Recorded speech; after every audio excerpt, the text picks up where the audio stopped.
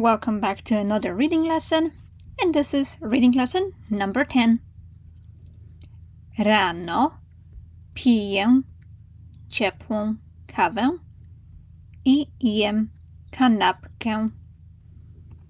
Rano piję ciepłą kawę i jem kanapkę.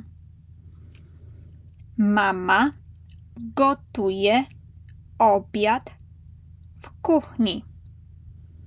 Mama gotuje obiad w kuchni. Tata czyta książkę na kanapie. Tata czyta książkę na kanapie. Dziecko bawi się małym misiem. Dziecko bawi się małym misiem. Great job reading today! You can find the full guide, vocabulary list, translations, and pronunciation help on readpolish.blogspot.com.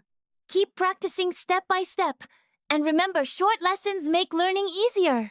If you like this video, please hit the like button and subscribe for more Polish reading lessons.